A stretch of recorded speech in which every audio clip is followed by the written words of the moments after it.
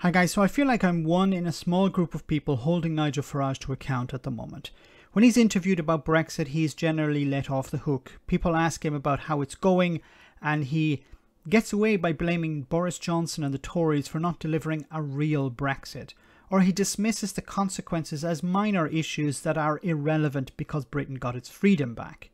But Farage used to dismiss the entire idea of problems in the first place. Back in 2019, he was interviewed by Preston about Operation Yellowhammer. This was a report that was conducted for Michael Gove, which predicted exactly the type of things we're seeing today. Well, what did Farage have to say about it at the time?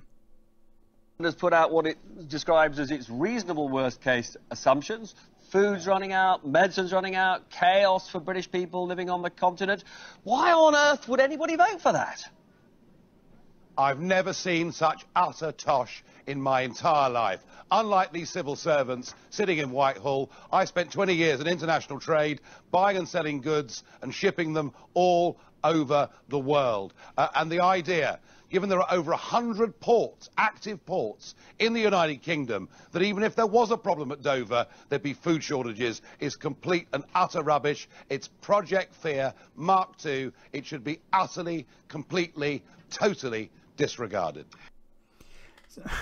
So once again, Farage either doesn't understand Brexit or he's lying.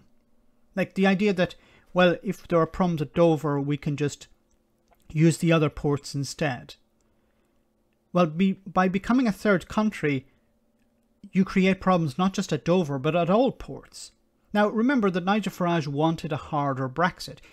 He wanted all of this, even worse than this. But he raised some points here about food shortages. He said this was tosh.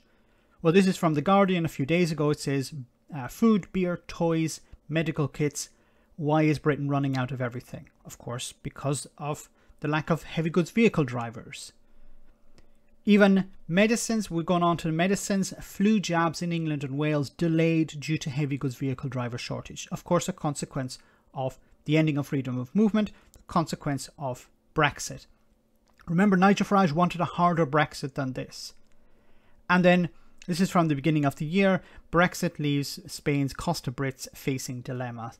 And as they raised in the report, what's the future of many British citizens living in the European Union? It's not clear. It wasn't clear at the time. It's still not clear. Some things have been resolved. Some things have not been resolved. Nigel Farage is presented as the go-to guy when it comes to Brexit.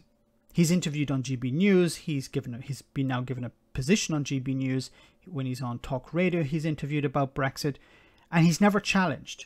Nobody ever replays his previous comments. They ask him, how are things going? And he's able to say, yeah, it's either not the Brexit that the people voted for, or it's, well, if there are issues, they're extremely minor because we got our sovereignty back. We're no longer under the heel of the European Union. And it works. It convinces the public that everything's fine, that he made no mistakes. He sold the public sunlit uplands, a land of milk and honey. And it's an absolute disaster. And it's an absolute disaster and a travesty that he's not been held to account over this. He's not returning to the fishing communities to explain to them the problems that they're facing, to excuse them. No, he's avoided them like the plague. Let me know in the comment section, guys, what you think about all of this. As always, your comments are greatly appreciated. Thanks a lot.